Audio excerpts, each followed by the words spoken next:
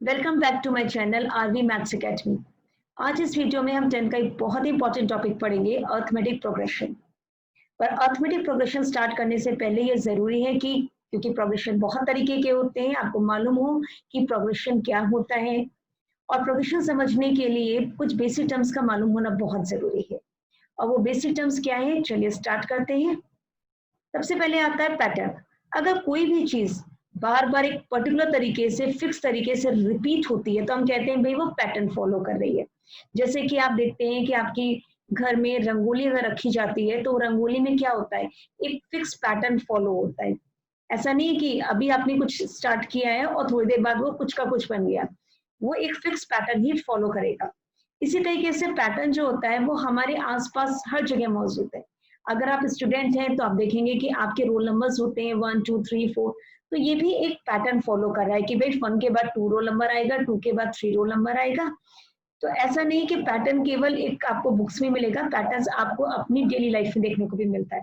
इसी तरीके से अगर आप वीक के डेज देखें तो सबको मालूम है कि भाई मंडे के बाद ट्यूसडे आता है, ट्यूसडे के बाद वेडनेसडे, वेडनेसडे के बाद थर्सडे, थर्सडे के बाद फ्राइडे, फ्राइडे के बाद सैटरडे, सैटरडे के बाद संडे, संडे के बाद फिर मंडे आता है, फिर ट्यूसडे। तो इस तरीके से ये पैटर्न फॉलो होता रहता है। बहुत सारे पैटर्न ऐसे होते हैं जिसमें सिमेट्री भी पाई जाती है। जैसे अगर आप देखें, मैंने अभी रंगोली का एग्जांपल दिया है कि रंगोली के पैटर्न में भी क्या होता है, सिमेट्री होती है। इसी तरीके से आप पैटर्न जो होता है वो आप अपने घर की बेडशीट्स में देख सकते हो, क्योंकि पूरी बेडशीट में एक सा ही डिजाइन फॉलो होता है। तो मतलब वही डिजाइन पूरी बेडशीट में फॉलो हो रहा है, मतलब वो एक पर्टिकुलर पैटर्न उसके अंदर फॉलो हो रहा है। तो पैटर्न क्या हो गई, कोई भी चीज जो रिपीट हो रही है एक फिक्स तरीके से, एक रेगुलर तरीके से, उसे हम कहते हैं पैटर्न।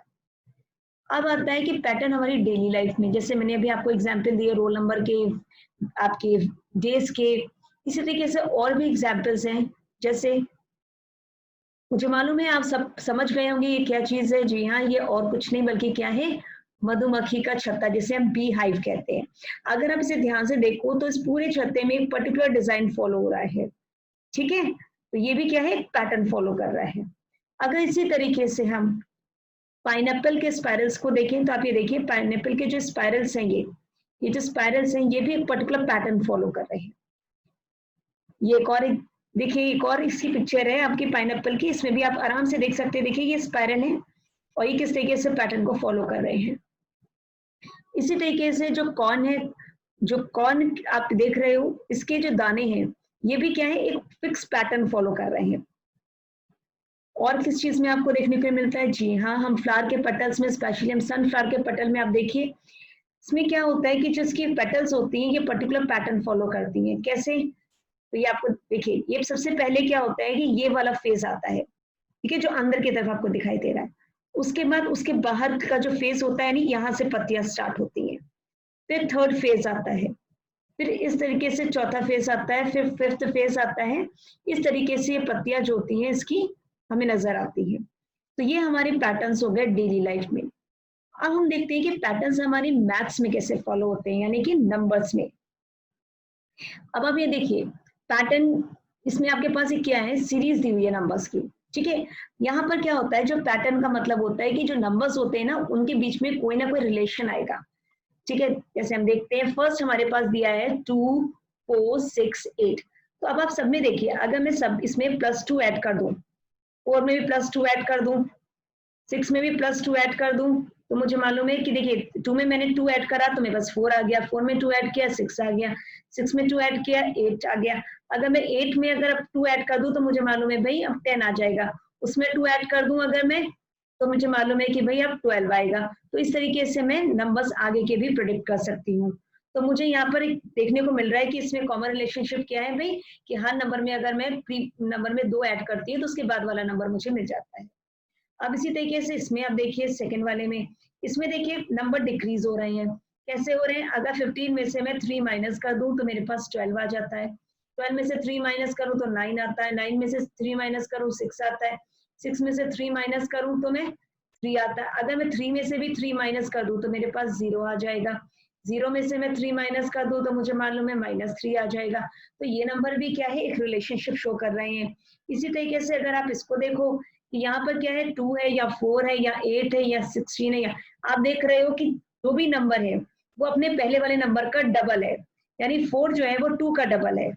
अगर मैं 4 का डबल करती हूँ तो 8 का डबल करूंगी 16 का डबल करती हूँ 32 का डबल करूंगी 64 का डबल करूंगी 128, और 128 का अगर मैं डबल करती हूँ तो मेरे पास क्या मिलता है 256।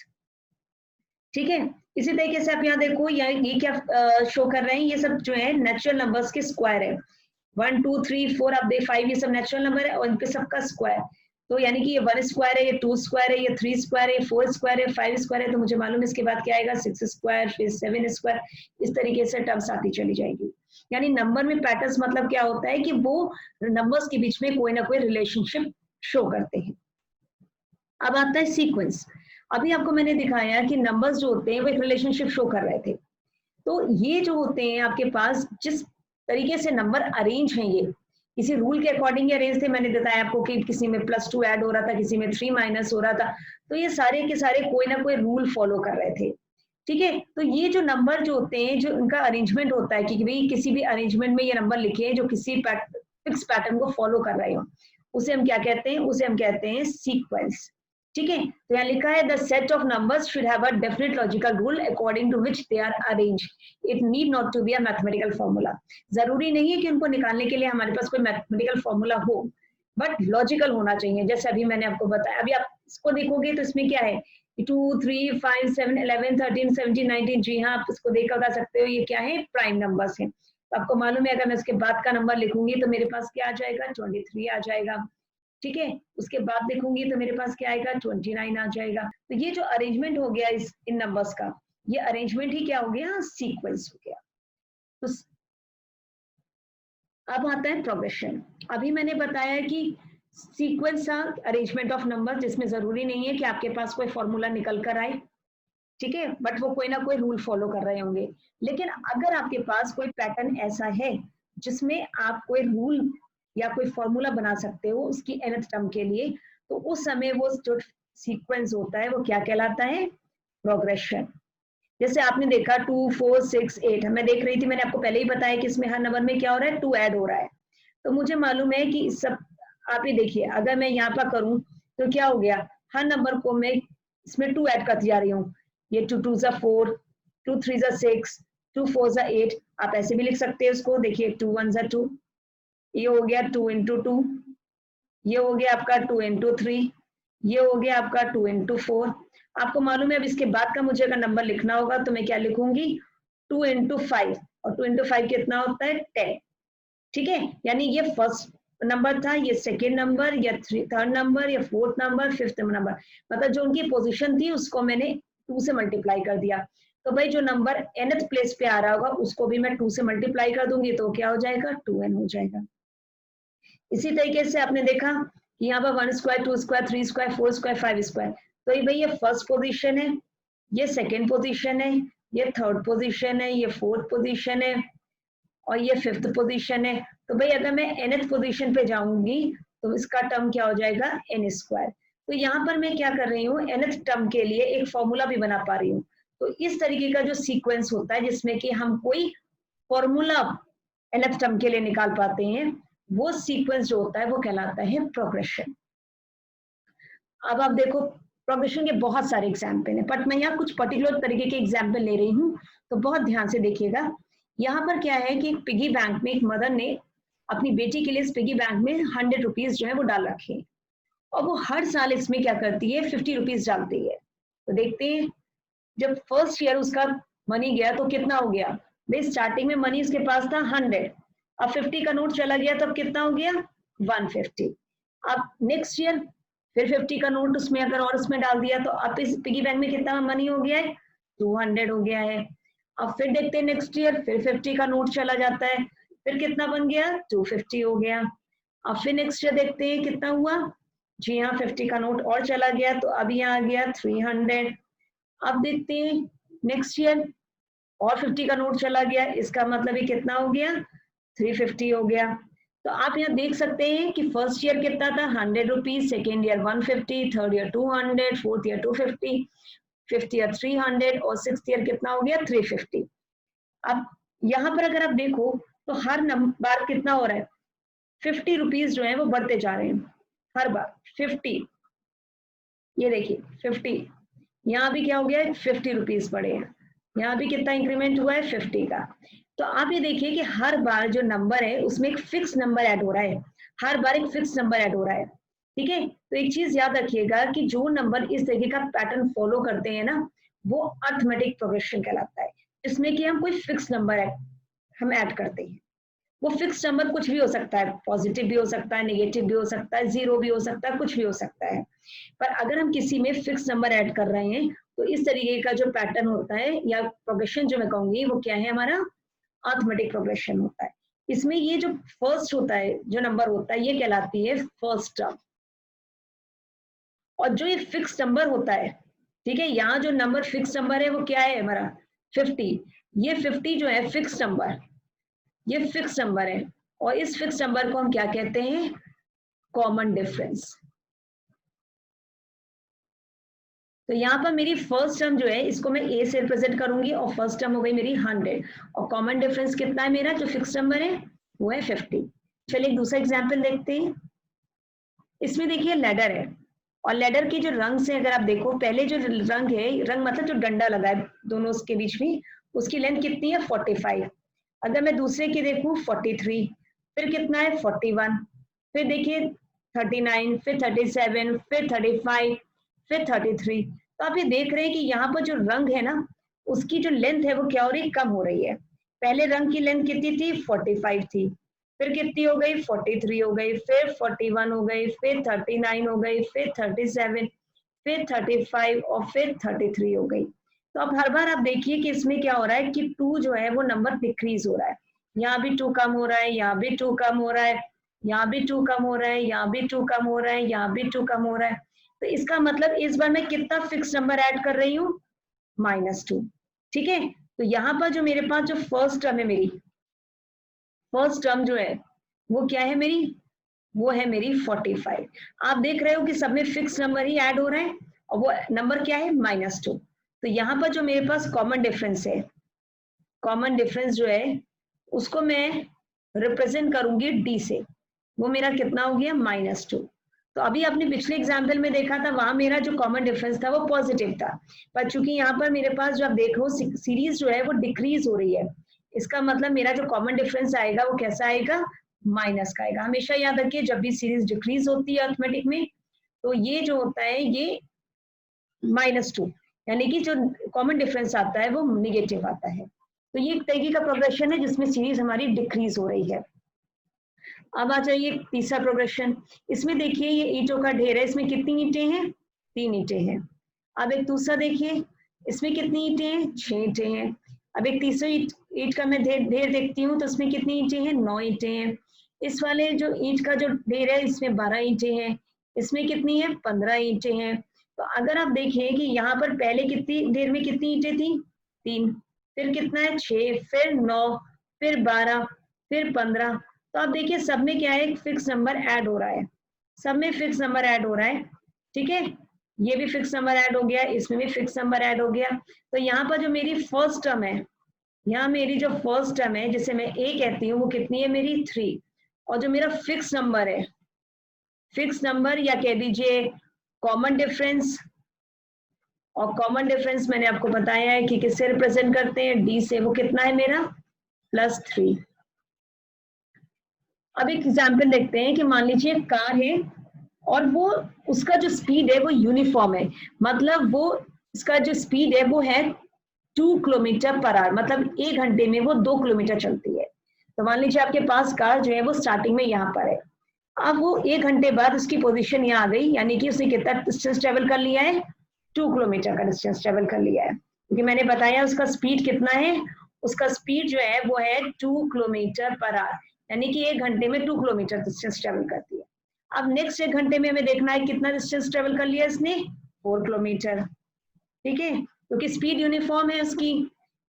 अब देखते हैं नेक्स्ट 1 घंटे में उसने कितना डिस्टेंस ट्रेवल किया, वो जी उसने ट्रेवल कर लिया है 6, ठीक है। तो आप ये देख रहे हो कि पहले 2 था, फिर 4 था, फिर 6 था, तो इसमें भी क्या हो गया, फिक्स्ड नंबर आप ऐड हो रहा है, ठीक है।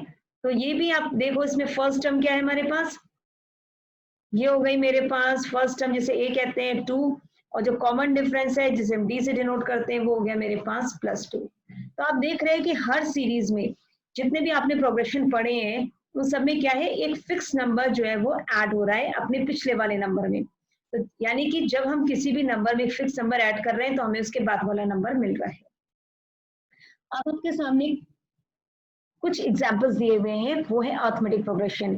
क्योंकि हमें मालूम है कि अरिथमेटिक प्रोग्रेशन हमें समझ में आ गया कि वो प्रोग्रेशन होता है जिसमें कि जो फिक्स नंबर होता है वो अपने प्रीवियस नंबर में वो ऐड होता है। आप देखिए, आपने 1 है, अब इस 1 में अगर मैं 1 ऐड कर दूं तो 2 आ जाएगा, 2 में 1 ऐड करूं तो जी 3 आ जाता है, 3 में 1 ऐड करती तो 4। यानी हर नंबर हमें कब मिलता है, जब उसके मैं पहले वाले नंबर में एक फिक्स नंबर ऐड कर रही हूँ। ठीक है, तो अगर मुझे इसके बाद वाला नंबर चाहिए तो मैं फिर फिक्स नंबर ऐड कर दूंगी तो मुझे उसका नेक्स्ट नंबर मिल जाएगा। फिर इसमें मैं 1 ऐड कर दूंगी तो मुझे नेक्स्ट नंबर 6 मिल जाएगा। इसी तरीके से आप ये देखिए, यानी इसमें जो डी है वो मेरे पास कितना है, 1 है, और ए कितना है मेरे पास 1।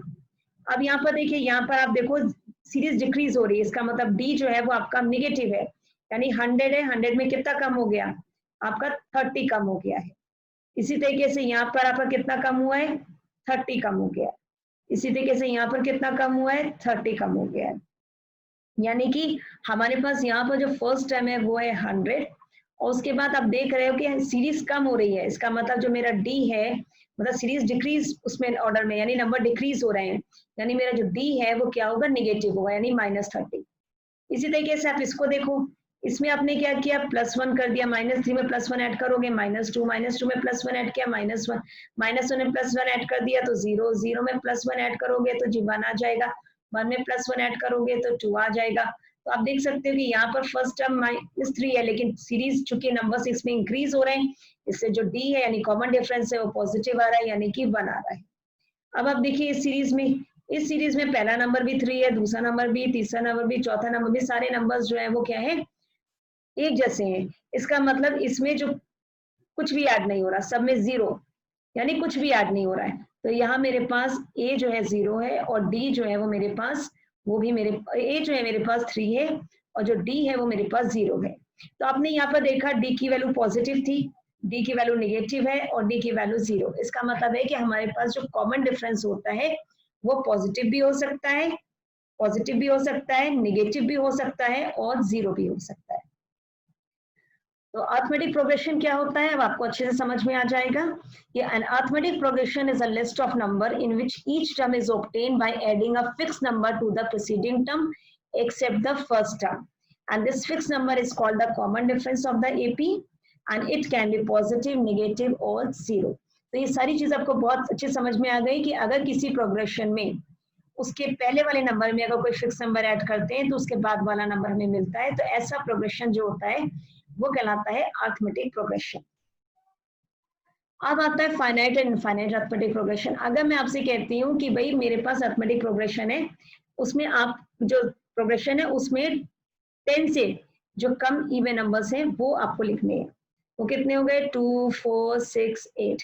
तो भाई आपके पास ये नंबर फिक्स्ड हो गए क्योंकि ये सारे के सारे इवन नंबर्स हैं और सारे के सारे क्या है, 10 से कम है। अब इससे ज्यादा तो आप लिख ही नहीं सकते हो, तो इसलिए इसका एंड हो गया, यानी हमारे पास लास्ट टर्म हमें मिल गई कि भाई 8 हमारी जो है वो क्या है, लास्ट टर्म है। तो जब कभी हमें प्रोग्रेशन में लास्ट टर्म मिल जाती है तो हम कहेंगे भाई ये कौन सा अरिथमेटिक प्रोग्रेशन है, ये फाइनाइट अरिथमेटिक प्रोग्रेशन है। अगर मैं आपसे कहती हूँ नेचुरल नंबर, तो ये हो गए 1, 2, 3, 4, 5, ये तो आप ये देख रहे हो सारी ये पूरा अरिथमेटिक प्रोग्रेशन है क्योंकि फिक्स नंबर ऐड हो रहा है इन सब में। इसमें फिक्स नंबर ऐड हो रहा है 1, ठीक है, लेकिन आप देख रहे हैं सब कोई एंड नहीं है, इसका मतलब इसमें लास्ट टर्म नहीं है। तो ऐसे जो आपके अरिथमेटिक प्रोग्रेशन होते हैं जिसमें कि लास्ट टर्म नहीं होती है वो कहलाते हैं आपके इनफाइनाइट अरिथमेटिक प्रोग्रेशन। अब आता है कि एपी की जर्नल फॉर्म क्या होती है। हमें मालूम है कि मान लीजिए फर्स्ट टर्म अगर मान लीजिए ए है, तो एपी में क्या होता है कि जब हम इसमें कोई फिक्स टर्म ऐड करते हैं तब हमें उसके बाद वाली टर्म मिलती है। मान लीजिए उसकी फिक्स टर्म जो है वो डी है, तो अगर मैं इसमें डी ऐड करूंगी तो मुझे उसके बाद की टर्म मिल जाएगी जो होगी ए प्लस डी। अब इस ए प्लस डी में अगर मैं एक फिक्स टर्म फिर से ऐड कर देती हूँ तो मुझे उसके बाद वाली टर्म मिल जाएगी, यानी कि मैं ए प्लस डी में क्या कर रही हूँ, डी ऐड करूंगी तो उसके बाद वाली टर्म मिलेगी। अब क्या करूंगी, अगर मैं इसके बाद फिर से जो मेरे पास कितनी बार डी आ गए हैं, 2 बार डी आ चुका है। अब अगर इसमें मैं फिर से एक बार डी और ऐड कर दूं तो मुझे नेक्स्ट टर्म मिल रही है। फिर क्या करूंगी, अब ये 3 बार डी आ चुका है, 2 बार यहाँ पर आया है और 1 बार यहाँ पर आया है, यानी कि अगर मैं इस a + 3d में फिर से अगर मैं d ऐड कर दूं तो मुझे ये नेक्स्ट टर्म मिल रही है। तो आप देखिए इसको मैं लिख सकती हूँ a, ये हो गया a + d, ये हो गया a + 2d, ये हो गया a + 3d, ये हो गया आपका a + 4d। इस तरीके से मैं आगे तक लिख सकती हूँ। तो इसको मैं कहती हूँ फर्स्ट टर्म यानी a1, ये होती है मेरी सेकेंड टर्म जिसे मैं a2 कहती हूँ, ये है थर्ड टर्म जिसे हम a3 कहेंगे, ये है आपका a4 यानी फोर्थ टर्म जिसे a + 3d बोलेंगे, ये है फिफ्थ टर्म जिसे कि हम a + 4d। तो अगर आप ध्यान से देखो इसे तो यहाँ पर आपके पास क्या है, a1 या a, a2 क्या हो गया है a + d, a3 क्या है a + 2d, a4 क्या है a + 3d और a5 क्या है a + 4d। इसी तरीके से हम बाकी टर्म भी लिख सकते हैं। तो अगर मैं जर्नल फॉर्म इसकी देखूं तो मेरे पास ये इसकी जर्नल फॉर्म है a + d, a + 2d, a + 3d, a + 4d। तो इस तरीके से अगर मैं nth टर्म लिखना चाहूँ सपोज, तो अगर मैं nth टर्म लिखना चाहूँ तो आप देखिए कि जो भी नंबर की टर्म है उससे एक कम यहाँ पर आ रहा है, तो यहाँ पर मेरे पास क्या आएगा a + n - 1d। तो ये इसकी जनरल फॉर्म हो गई है a + d, a + 2d, a + 3d, a + 4d से लेकर a + n - 1d। तो आई होप आपको ये वीडियो बहुत अच्छा लगा होगा, आपको समझ में आया होगा कि प्रोग्रेशन क्या होता है, सीक्वेंस क्या होते हैं, पैटर्न्स क्या होता है, प्रोग्रेशन और सीक्वेंस में क्या डिफरेंस होता है, कौन से प्रोग्रेशन जो होते हैं वो अरिथमेटिक प्रोग्रेशन कहलाते हैं, कॉमन डिफरेंस क्या होता है, फर्स्ट टर्म क्या होती है, जर्नल फॉर्म क्या होती है एपी की। तो नेक्स्ट वीडियो में मैं आपको इस एपी पे कुछ क्वेश्चंस लूंगी और उनको जो है आपको बहुत अच्छे से और आसान तरीके से समझाऊंगी। So till then, goodbye everyone. Thank you for watching my video. If you like this video, please give a like to this video. Share this with your friends and subscribe my channel. And yes, don't forget to press a bell icon to get a notification for my new videos.